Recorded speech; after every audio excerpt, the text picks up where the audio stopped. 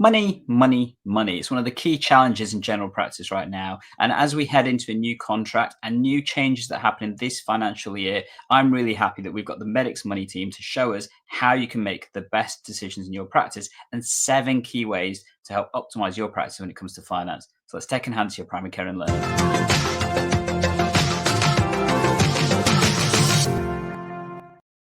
Hey, GP learners, we're in a new financial year, and what a good time to talk about finances and money. And really happy to have the team from Medics Money to help explain some of the key things that are going to have an impact in this year and changes you can make to optimize your finances in practice. And I'm going to let the team introduce themselves, and we're going to kick off first of all with Tommy. How are we doing there, Tommy? Yeah, I'm really good. It's great to be back on your amazing channel. Thanks for inviting us. For those of you that don't know, which is probably most people, my name is Dr. Tommy Perkins. I'm a GP partner on the south coast of the UK. And I also co-founded Medics Money with my colleague Ed, who's also a GP, but also a chartered accountant and a chartered tax advisor. And we've been helping all doctors improve their finances. But we've also helped over 800 partners on our GP partnership course, because as you know, Gandhi, that we don't get taught much about running the business of being a partner. And as we're going to see today, the business side of things is really, really important if you want to have a sustainable, profitable and happy general practice, which is what we all want. So, yeah. Definitely. And we've also got Andy joining us. How are we doing there, Andy?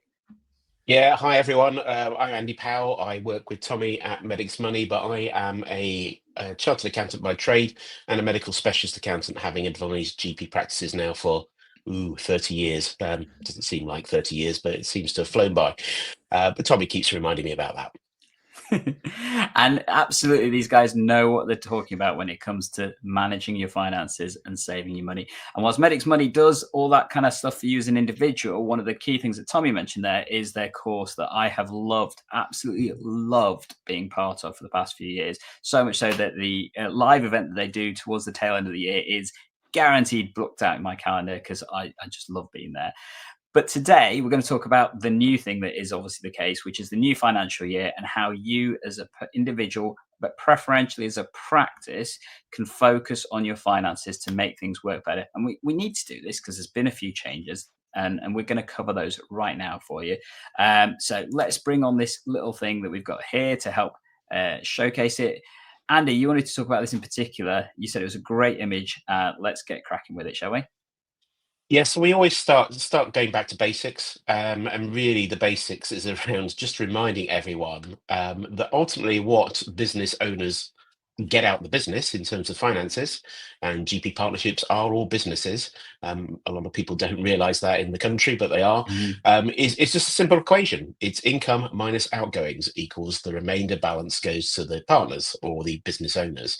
So our aim is within the GP practice is on the income side. We've obviously got income coming from all kinds of sources. So, global sum, enhanced services, QAF, non-NHS stuff, reimbursements for premises, drugs, etc. And outgoings, bulk of outgoings is the main one. It's the staffing. Probably over 80% of costs relate to staffing. But then we've got running the premises, running stationery and all kinds of things like postage and things like that. So the aim, obviously, is to increase the income as much as possible and reduce the outgoings, but we need outgoings. So without outgoings, we don't have a business. So it's kind of juggling that formula to try and make it work well. And part of the problem is the income is mainly, unfortunately, out of your control because it's designed by the government in negotiation with the GPC. But actually, it is designed by the government. And just a quick reminder, the only changes we've currently got coming through the contract are in England at the moment. In the 3 other regions at the moment, we're still waiting for information. So I think we can only really talk about England today. Okay. And I think when we're talking about England, we're going to have a look at some of those financials, aren't we? Which I believe is the next slide, talking about some of those changes that have happened as part of the new GP contract. And a reminder, this is the first agreed GP contract we've had for 3 years. So that in itself is significant. There is investment of income. Do you want to go through that? Yeah, I mean, it is positive insofar as it kind of stops maybe the rot of the previous years where we had inflation going up far more than the actual contract was going up. But this time round, we've got a positive injection of cash into the contract. That said, it's going to be for an average practice. but what is an average practice? An average practice should be okay, but we have lots of practices that aren't average for whatever reason. But just running down the list really of the key changes, some affect PCNs and some affect practices. So some of the contract changes that the government talks about in that overall big piece of funding actually is going into the PCN side of things. So how that flows to practices is important. But running down the changes, global sum. So we've got global sum. Headline figure was up £9.29. Actually, it isn't. It's £8.85 because automatically we have a 4.75% out of house opt out coming off for the majority of practices. Most practices have opted out of hours, so it does reduce it slightly. And a reminder, it's based on the weighted list size, and that's the biggest factor, biggest problem. Now, if you've got a positive weighting, that's good news for you. You're going to get more than £8.85.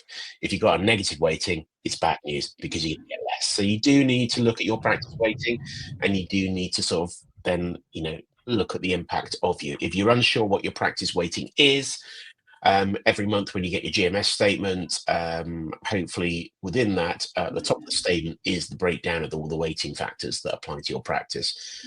Not so easy with PMS; it often doesn't appear in your statement, but the information should be available. We've got a modest change to child vax and IMS. It's going up by £2 a vaccination. Overall impact of that is estimated in terms of the total funding about 28 pence a patient across your whole patient list, because obviously not everyone's a child on your list. So modest change there. We've got some changes to the sickness reimbursement regime. That's just been up to keep a pace with the sort of cost of locums and cost of salary GPs. That doesn't really affect you as a practice unless, of course, you've got someone off on sick. So, it's not really income, but it's useful if you've got that scenario, which is why we kind of leave it out, the practice income component bit. We've got the advice and guidance, Des. I'm sure you've covered it, or I know you've covered it on your for your listeners. That's going to be interesting because particularly we know there's going to have to be a capping of budgets, and how that capping of budgets is going to apply. Don't know. Tommy, have you got any comments on advice and guidance? Well, it's a shambles as it stands because the details of it came out really, really late. And at an ICB level, I know that most ICBs haven't had time to implement it yet. I know, Gandhi, you were saying the same in your ICB. So as a practice, what am I doing right now? I'm anticipating, being able to claim this in due course, and I'm got systems and processes in place now to insert the relevant code anytime that we do advice and guidance, so that hopefully one day we'll get paid for the work that we are doing. And I think that's a big theme, isn't it, in GP, is just get paid for the work you're doing and you'll be okay. But getting paid for the work that you do is incredibly hard. There's different ways to claim. There's different codes you need to put in. At the moment for advice and guidance, we don't actually have any information. And I think so number one right now is just get that code in, set up a process. So all of our secretaries send the advice and guidance. And we know if we rely on doctors to insert a code, no offense to the doctors on this call, but it won't happen. So the secretaries, incredibly reliable, they send the advice and guidance. I've written a protocol for them to insert the advice and guidance code, so that then when they announce what we can actually claim, we can go back and get the money. So that's step number one. Get that protocolized, get it automated. Do not rely on doctors to do this, because we won't rely on your admin staff, and get it down in a protocol. But two, I guess, sort of crystal ball gazing, this is going to be capped. And so I think the pot of money is going to run out. And so unfortunately, whoever moves first and gets their claim in fastest is probably going to win here. And that is not how it should be, but it is the reality of the situation that we're in. I don't know what's happening with you locally, Gandalf. I think similar issues. And one of the key things I'll probably say is that by the time you guys are watching this, your ICB should have already come to you saying that you want to sign up to it. If you haven't done so and you're planning on making those claims, you need to get cracking and do that. But you may have also missed the boat if that was the case, depending on when this episode comes out, which is round about the time of the deadline, which is the last week of April. So if you haven't signed up by then, you kind of need to. As Tommy mentioned, it's a capped system. We don't know when that's going to run out because it's a national pot versus ICB based, and your ICB may come with some other restrictions, so you will need to keep on track.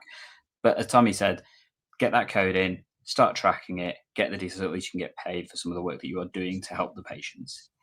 Got loads more to cover, so shall we get cracking with those? Yeah, just quickly. So yeah, just to bear in mind also QOF's reducing. So we've got QOF number of points are going down. So we're losing 71 points. So that's an automatic impact of around of a negative £1.50 for an average practice. Not everyone's average. QOF is probably going to be harder as well. The remaining points are going to be slightly harder. And I've seen variations on people's attempts to try and quantify that, but that could be no change, or it could be actually a loss of a bit more of QOF income, depending on your patient population. And then the biggest variable, which isn't part of the contract, is going to be the impact of the national insurance rise and national minimum wage rise on your practice and your PCN. So bear in mind, whilst the PCNs are probably not affected by the national minimum wage bit, they are affected by the national insurance rise. So it's going to eat into that overall ARS budget. So it brings down, it reduces effectively the quantum, and the quantum is going to vary by practice. So it's really, really important as you as a practice sit down and crunch your numbers and make sure you understand the impact of what's going up and the impact of particularly the national insurance and national minimum wage rise on the practice. And if you're operating at PCN level, exactly the same. Look at the incomes going up, but look at the cost implications as well.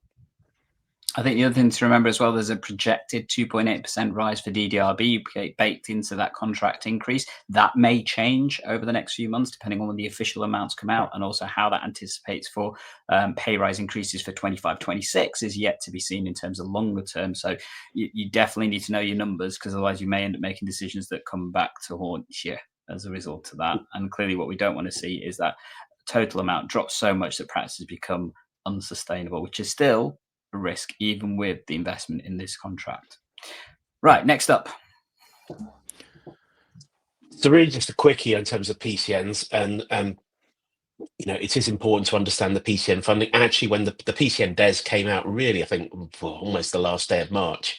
And actually, when you look at the numbers, as ever with these things, the numbers get massaged around. It looks like it's gone up. It's not gone up. So, in fact, actually, a lot of the PCN income streams have really hardly gone up at all, particularly around the management allowance bit and the clinical director funding, all that got amalgamated into one pot last year. It's really gone up by about 1% at the most. And the ARS budget has gone up. So all the ARS bandings have gone up in terms of maximum you can pay people that gets reimbursed, but the actual quantum of funding has gone up. But actually, when you break that down, the bulk of that funding uplift is to do with the change in the GP ARS component, because they've increased that from last year was 6 months worth of funding. It's now 12 months worth of funding. And they've increased the amount a GP can get reimbursed, or you can get reimbursed for a GP. So actually the remaining ARS pot for all the other staff really, again, hasn't gone up much. And I guess the concern is when the BDRB report comes out and they say, look, pay is going to go up by, you know, at the moment it's 2.8%, as you said, but it could be 3, it could be 4%. They apply that to all the agenda for change levels. That's going to change what you have to pay your PCN staff. But will there be more funding that comes in? I don't think last year there was when they did that. So the worry is this PCN budget is going to shrink in terms of what you can actually pay for it out. So, you know, to me, it's going to bring up a few questions around, you know, obviously we've got this, you know, a lot of emphasis on this new GP role, and that is limited to anyone who's CCT within a few years of recruitment. Actually, how much the money's going to be left to actually recruit GPs once that's all happened, and secondly, you know, yeah, it's if you've maxed out on your PCM budget, ARS budget previously, then this year you're going to struggle a little bit, because actually you're going to have to, you know, look at your staffing mix. So that's going to be crucial. And so practices, again, you know, you might think actually PCN, I'm not too involved in my PCN. It's really important. You've got to be involved in your PCN. You've got to be involved in that decision-making process, because this year particularly, it's going to be quite challenging. We've still got the capacity and access payments coming through. Again, they have not changed. They haven't been uplifted by inflation at all, but they are still coming through. So useful that the support payment is unconditional. It's unchanged from last year, so that will continue to come through. The end of year payment now really in sort of supporting modern general practice and continuity of care. So not huge amounts of change on the PCN, but I think what we just the worry is the actual constraints in terms of funding and how that impacts down to practice level.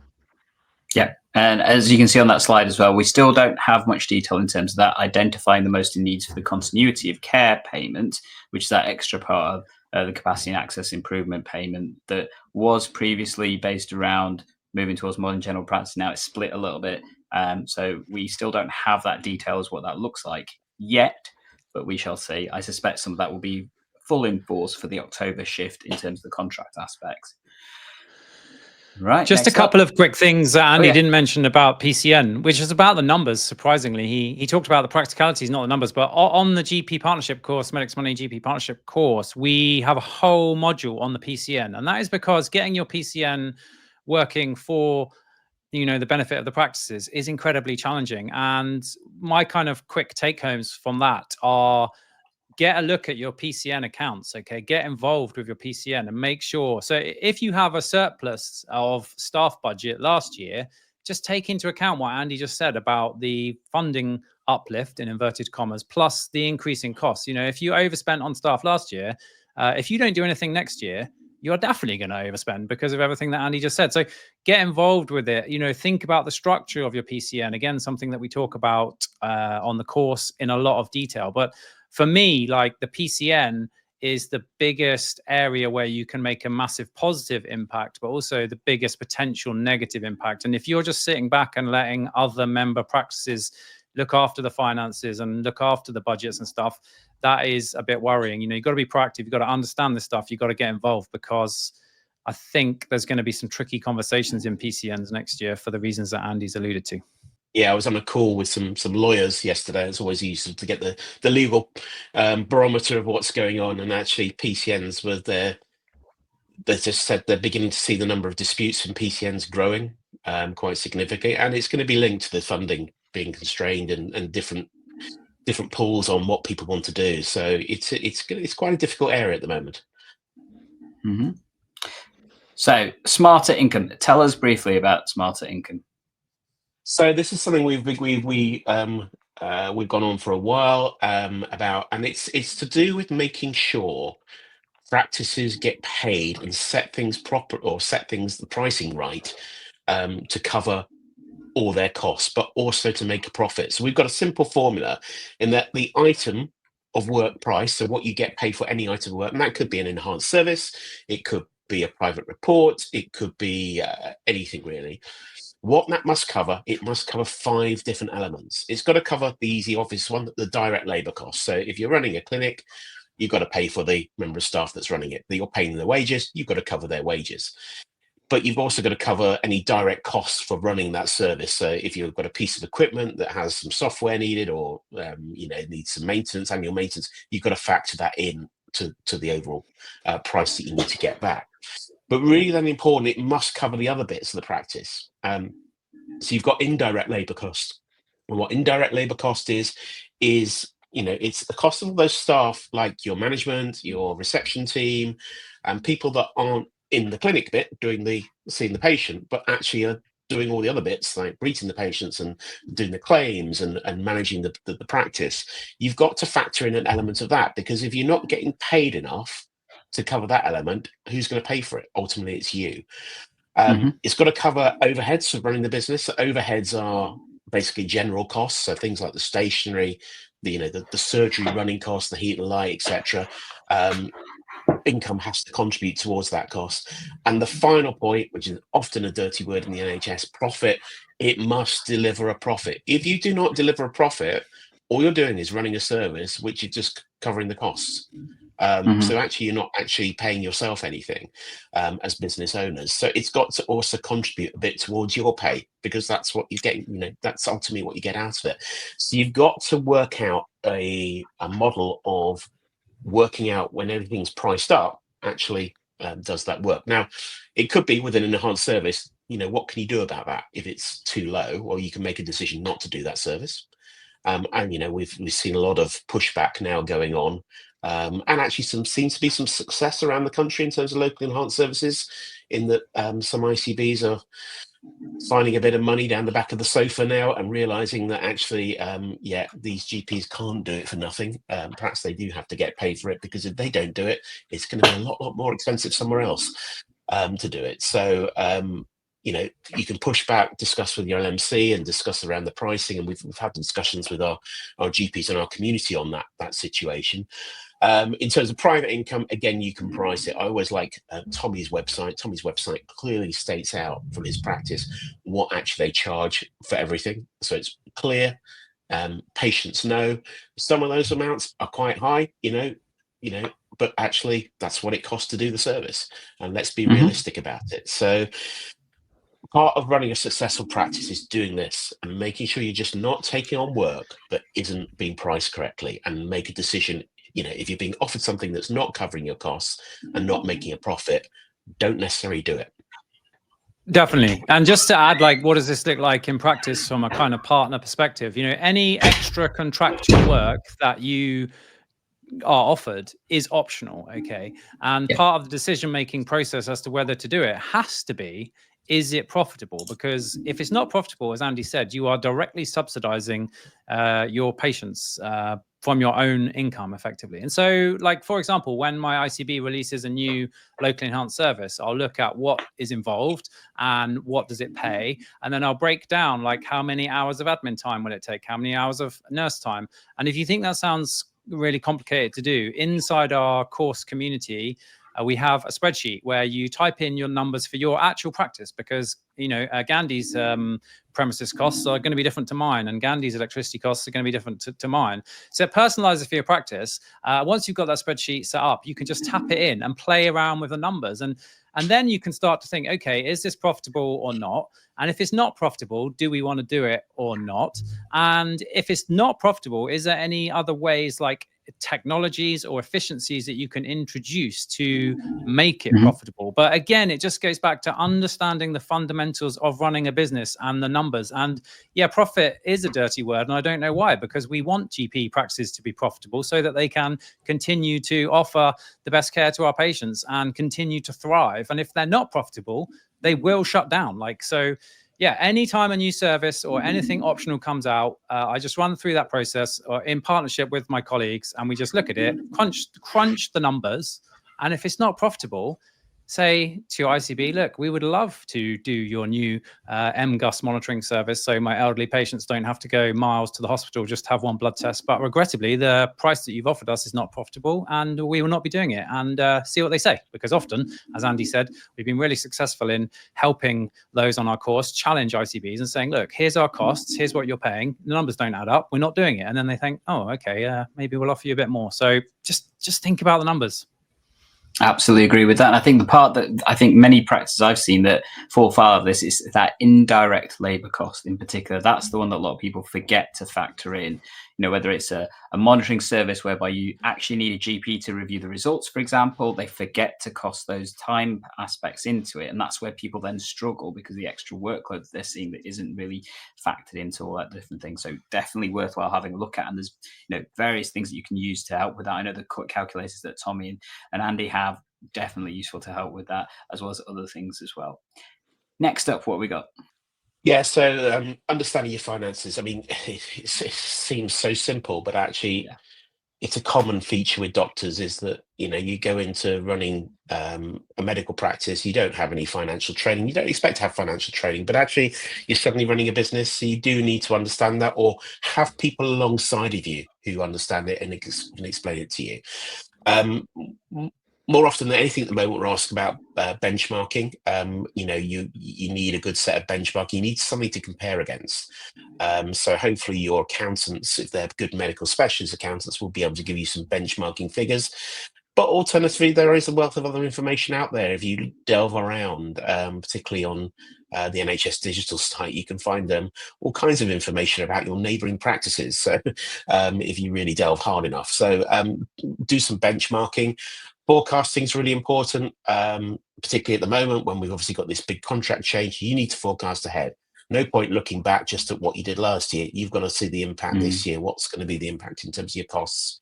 If we're going to have people changing roles, or maybe someone leaving, we always constantly have to reforecast and have a look at that. And a good practice will be doing this.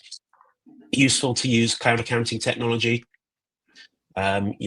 Digital technology has come on leaps and bounds in the healthcare spectrum, sort of area, but in terms of accountancy as well, it has as well.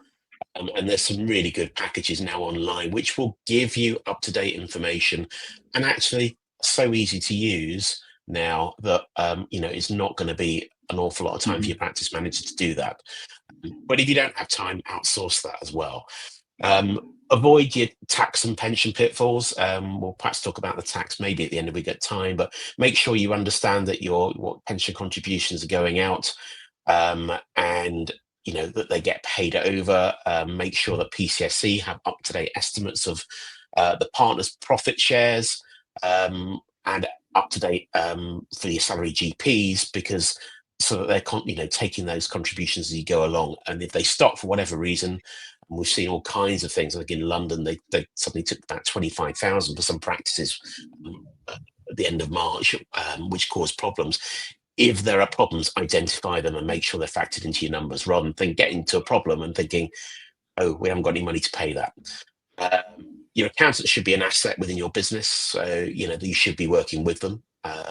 So they should be giving you support, but fundamentally it's know your numbers. Now, even if you're not interested in the finances, and a lot of people aren't, you've still got to, this is what you get paid. So you do have to have a degree of interest in this. So at least minimum quarterly meetings should be a quarterly standing agenda meeting point in your practice, probably monthly, but it's definitely quarterly, for someone just to present some financial figures to you. Cool. And once you've understood your finances, what's next then? Yeah, I mean, in terms of once you understood your finances, it's going to make you, these other decision-making processes become a lot easier. Because if you know, actually, right, if I'm going to change something, I know my broad, cost base is 80% staff, 15% premises, 5% other. Actually, it's the 80% staff is the bit I'm going to concentrate on, because that's going to make the biggest difference. But if you don't know those figures, you just don't know what the impact's going to be. So, crucially, once you've got to the point of understanding them, it makes decision-making a lot easier. Yeah, we're sort of skimming over things just to give people as much ideas as possible and focus on the key areas. Obviously, the course goes into much more detail and is a sort of step-by-step process for teaching us as partners what we were never taught during GP training, which is how to run a successful business. And this is just a podcast from one of the partners that came on our course, because often it can seem when you're in it, you're just working harder, your income might be going down. And the idea of making more money and working less could just seem like a complete fantasy. But actually, if you get your business set up right, it's a complete reality that you could make more and work less. And I think this is a key thing which we like to talk about, which is working on the business, not in the business. And that quote comes from a really good book called The E-Myth Revisited. But just when you're, as a partner, think about, you're working on the business, not in the business. What does that mean? It means that you're not an employee that's just simply seeing patients and then going home at the end. You have a financial interest in the running of this business. And so when I'm seeing patients, I'm looking at them thinking, right, they've been through our total triage. Have they come to the right person? And did they come to the right person first time? Has their quaff been done this year? And if not, why not? And how many blood tests or how many appointments has it taken to do their quaff this year? And could we perhaps improve our recall processes to do that? And, oh, no one's offered them a flu jab this year. Why not? Why has that process failed?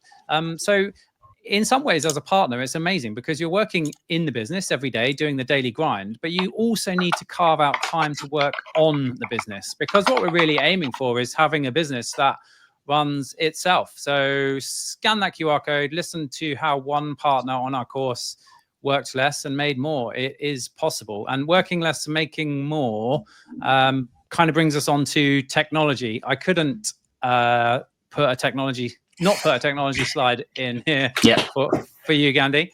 And just to say, like, amazing channel that you have here, amazing work that you do. If you haven't subscribed and hit the like button, like, why not? Like, amazing resource that you have here. But yeah, working on the business, not in the business. And I'm really aiming to get the practice to run without me, right?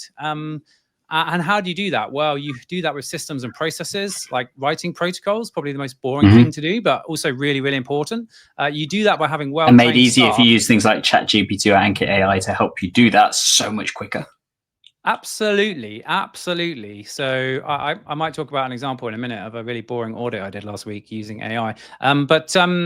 Yeah, how do you get the business to run without you? Systems and processes, as Gandhi just said, well-trained staff, and a massive thing that's really just ramping up and getting better literally every single day is technology. And your strapline is saving you time and money. Is it, Gandhi? What's your thing? Tech enhancing your primary care and learning. But And saving you time and money. You should add that. But I just think there's tons of things that you can do using software. So, just a few examples, automations. For example, flu campaign is an area where the funding has been frozen recently and unfortunately not included in the uplift that Andy talked about in the contract. So that's a problem because flu is getting harder to make it profitable. So you have to think about, okay, how can I use technology to improve my invites? So do you send out a letter to your patients using a stamp, an expensive envelope, inviting them to phone up and book in for a flu jab? Or do you use a self-booking link, which allows them to book at a time that they choose and means no admin time, no postage, no stamps? And there's just so many things that you can do like that as well. AI, we've got to mention AI because it's like the buzzword, but it is a buzzword. And I think with all these things, the hype cycle is slightly in front of where we are in reality. But there are AI things that I use every single day that are really helping me to work less and make more. And AI Scribe is a really good example of that. I think AI will augment doctors, but not replace them. Andy mentioned cloud accounting. I know that we're getting tight for time here, so I'm rushing slightly, but cloud accounting changed the game for our practice. Instead of waiting for the yearly accounts meeting to find out how we do, we find out in real time where our finances are, and we don't get any surprises because we need to get that kind of oversight of our business. Absolutely, because data is key. And once you've got the right data, you can make the right decisions. And that's what these tools can allow you to have. I guess the key thing that we've tried to show with this is that there are ways that you can try and improve what is happening in your practice. And hopefully we've covered those key tips. I think there's more that we can share. And if you want more, let us know. But actually, if you want more, the best place I think you can go for a lot of that is absolutely the Medics Money Partner course. Do you want to tell us briefly about that, Tommy? Exactly. So we've helped over 800 partners now to learn everything that they need to know to run a happy, successful and profitable GP practice. We're not taught this stuff during training. We often rely on picking it up from the grapevine or learning from experience / making errors.